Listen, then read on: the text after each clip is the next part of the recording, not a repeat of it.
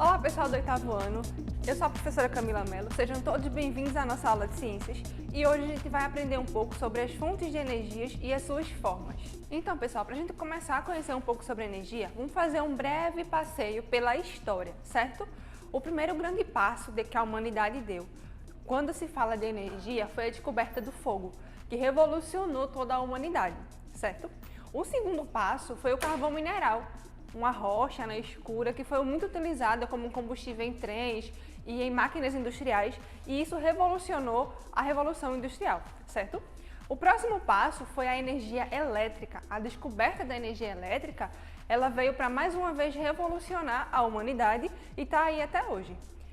E aí, depois da energia elétrica, teve a descoberta do petróleo, certo? E todos os seus derivados, que muitos deles a gente utiliza e nem tem consciência. E por fim, a energia nuclear. A energia nuclear hoje ela é pouco utilizada, mas é muito importante, né? E ela aí foi protagonista de alguns momentos muito importantes e uns momentos muito trágicos da humanidade. Agora partindo, o que é energia? Quando a gente pensa em energia, a gente pode pensar, né? Como tem aqui nessa imagem, uma pessoa desanimada, meio borocochô, e a outra com energia ela mais alegre. E a gente pensa também na energia elétrica, né, que é a energia mais comum do nosso cotidiano. Mas o que é energia de fato? Energia é a capacidade de se realizar trabalho. E trabalho o que seria? Trabalho, a gente pode dizer que são os processos de transformar um tipo de energia em outro tipo de energia. Então, quando há essa transformação energética, a gente fala de trabalho, ok? Mas aí eu falei, né, desses tipos de energia. E quais são eles? A gente tem aqui destacados basicamente 6 tipos de energia. O primeiro deles é a energia elétrica. A energia elétrica, né, que a gente conhece muito, que a gente liga o ventilador na nossa casa, a gente coloca o celular para carregar, que a gente acende a lâmpada, que assiste a TV, tudo isso. A próxima forma de energia é a energia térmica. Energia térmica que a gente sente bem quando sai na rua naqueles dias quentes, né, que vem do sol. Então seria o calor. A energia térmica é basicamente o calor. Aqui a gente tem um exemplo muito comum de energia química, que seriam as pilhas, certo? A pilha é um exemplo de energia química, por quê? Porque ela gera energia por meio de processos químicos ou as reações químicas. Aqui a gente tem um exemplo de energia mecânica. Energia mecânica vai além de motor de carro, né? Essas engrenagens, essas coisas todas assim de mecânica mesmo. Quando a gente fala de mecânica, a gente atrela ao movimento, certo? Então aqui a gente tem um exemplo de energia mecânica. Tem um martelo fazendo o movimento da martelada no prego. Então está exercendo aqui uma energia mecânica. Aqui a gente tem agora a energia sonora. Energia sonora é basicamente o quê? O som. O exemplo que a gente tem aqui. Um rádio emitindo um som, certo? Mas aí pode ser a minha voz, eu aqui falando, vocês estão ouvindo aí da casa de vocês, também é uma forma de energia sonora. E agora, por último, né, mas não menos importante, a energia luminosa, que é basicamente a luz. Como exemplo, a gente vai ter aí o nosso grande astro-rei, né, o Sol. E aí, partindo disso, a gente vai agora descobrir o que seriam as fontes de energia. Existem várias formas de se ter energia no nosso cotidiano. E a gente pode dizer que essas fontes, né, de energia são divididas em 2 grandes grupos. Fontes de energia renováveis, que são aquelas que vêm de recursos naturais, que são naturalmente reabastecidos, certo? E aí também são conhecidos como fontes de energia limpa. Por quê? Porque sua utilização traz menos danos ao meio ambiente, certo? E a gente tem aqui as fontes de energias também não renováveis. As fontes não renováveis, por sua vez, são aquelas onde suas reservas elas se esgotam, pois o seu processo de consumo é muito mais acelerado do que o seu processo de formação. Ok? Então, o ser humano ele faz um uso muito mais acelerado dessa energia do que ela consegue se formar. E aí a gente também pode dizer que elas são chamadas de energia suja, porque seu consumo, sua queima, traz um certo dano aí para o meio ambiente, ok? E aqui a gente tem exemplos, né, de fontes renováveis de energia, que são a biomassa, a hidrelétricas, energia eólica, energia solar, energia geotérmica. E como exemplos de energias não renováveis, a gente tem o petróleo, o gás natural, o carvão mineral e a energia nuclear. Agora a gente vai conhecer um pouquinho do que seriam essas energias não renováveis, mas antes é interessante que a gente entenda o que é um combustível fóssil. A gente diz que há milhões de anos, animais e vegetais, a gente pode até dizer que os dinossauros, quando eles morreram, e as vegetações daquela época, há milhões de anos atrás, foram sendo soterrados por camadas de terra, né, durante esses processos que duraram milhões de anos.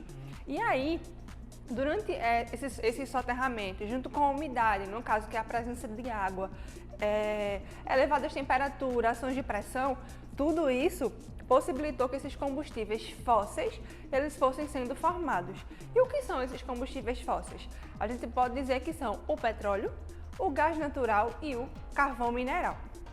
Aqui a gente tem um esquema só para a gente entender, né, como que é essa produção e essa retirada. A gente tem aqui nessa imagem uma lâmina de água, a gente pode dizer que é o mar, certo? E aí tem algumas camadas de terra e entre essas camadas de terra a gente vai enxergar ali o petróleo. E aí esse petróleo, né, há uma perfuração da superfície e é retirada, né, por grandes canos, grandes tubulações. E aqui na imagem, ao lado, a gente vê com uma setinha vermelha a saída do gás natural. E aí esse gás ele é produzido junto do petróleo, certo? Só que ele fica lá nos espaços vazios. E quando há a retirada, o petróleo sai para um lado e o gás sai para o outro, ele é envasado e utilizado. E aqui nessa imagem a gente tem aqui a formação do carvão mineral. O carvão mineral acontece o mesmo processo. Tem lá várias plantas e um pouco de umidade. Esse terreno vai sendo soterrado. Aí acontece vários soterramentos ao longo dos milhões de anos. E aí, ó, numa camada lá embaixo a gente consegue ver esse carvão. E aí esse território é escavado, o carvão ele é retirado e utilizado como combustível. Pronto, a gente agora vai conhecer esses combustíveis fósseis, né, e as principais utilizações dele. Vamos partir aqui do petróleo. O petróleo ele é um óleo escuro e a sua cor ela pode variar um pouco entre o castanho e o preto.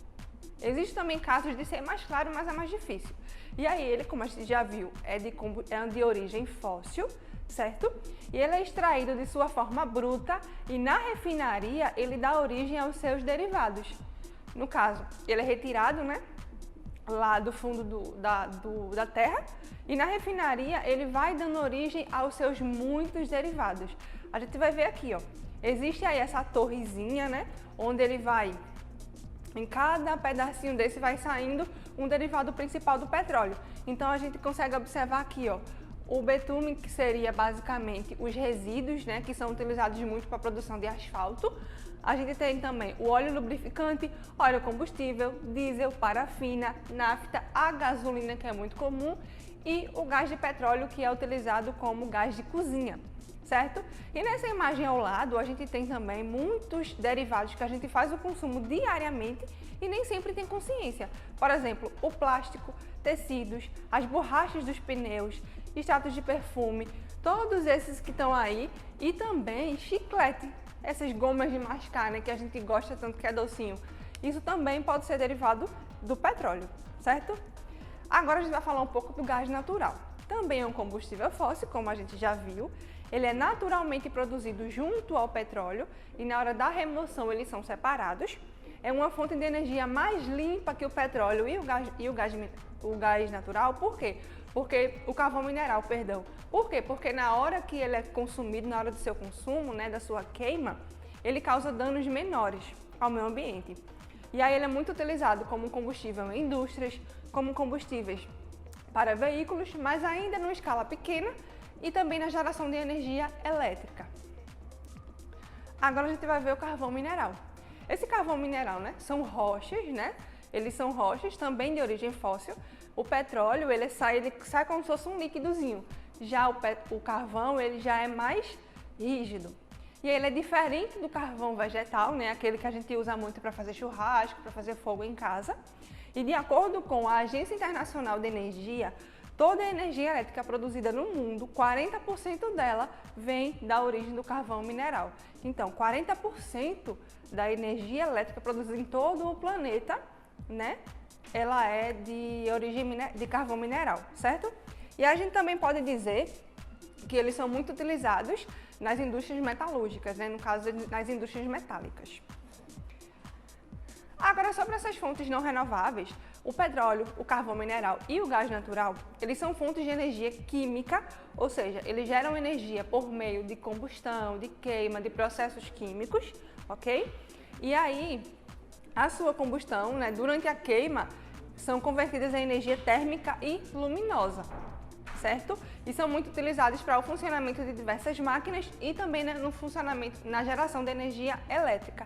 A gente tem aqui alguns exemplos, né? A gente tem veículos, no caso, carros, ônibus, motos, combis, muitos deles que utilizam derivados, né, de combustíveis fósseis para se locomover. A gente tem também os trens, né, que foram durante muito tempo abastecidos por carvão mineral. E por fim a gente tem aqui uma termoelétrica que é abastecida com carvão mineral para geração de energia elétrica. Agora a gente vai conhecer um pouquinho sobre a energia nuclear. A energia nuclear, a fonte dessa energia é o urânio, né, que é um elemento químico. Ele é encontrado na natureza e tem um processo muito longo de formação desse elemento. O urânio, né, ele é um elemento radiativo, então ele faz muito mal para a saúde, então o seu manuseio precisa de um cuidado muito grande. E aí ele emite energia na forma de radiação, então ele vai gerar energia por meio de um processo químico chamado radiação, certo? E ele aí é utilizado na produção de pastilhas, que é o combustível capaz de energia elétrica lá nas usinas nucleares. E aqui a gente vai conhecer uma breve curiosidade sobre essas energias, sobre essas usinas de energia nuclear. A gente vai falar um pouco sobre o acidente de Chernobyl. O que foi isso? Foi um acidente nuclear catastrófico que ocorreu entre 25 e 26 de abril de 1986, no reator nuclear número 4 da usina nuclear de Chernobyl. E aí isso aconteceu lá no norte da então Ucrânia soviética. O acidente ocorreu durante um teste de segurança ao início da madrugada que simulava uma falta de energia. E aí, durante a qual os sistemas de segurança de emergência e de regulagem de energia foram intencionalmente desligados, e isso tudo resultou em uma grande explosão. E aí, com essa explosão, né, muito material radiativo, que é muito tóxico para seres vivos, foi lançado no ar. E aí o vento acabou espalhando ainda mais esse material, de forma que toda a região, em um raio de 30 quilômetros, ela precisou ser evacuada, certo? E aí existem alguns cientistas que falam que essa região de Chernobyl, ela precisa ficar pelo menos 20 mil anos sem ser habitada. Então isso é um período muito longo. Por causa disso, essa cidade ela é chamada de cidade fantasma, porque ela existe, mas não pode ser habitada, certo? E aí existe uma curiosidade muito interessante que fala que nunca se saberá quantas pessoas morreram nesse acidente ao certo. O porquê? Existem alguns cientistas que falam que cerca de 4 mil pessoas morreram até o ano de 2016 em consequência desse acidente. Existem outros que falam de números ainda maiores. Existem alguns que falam de 9 mil pessoas, 16, 60 mil e até 90 mil pessoas que foram mortas em decorrência, né, desse acidente por causa de câncer, acidentes de agravamento em alguns problemas de saúde que foram resultados dessa exposição ao material radiativo lançado nessa explosão, ok? Então, pessoal, por hoje é só. Até a próxima aula e bons estudos!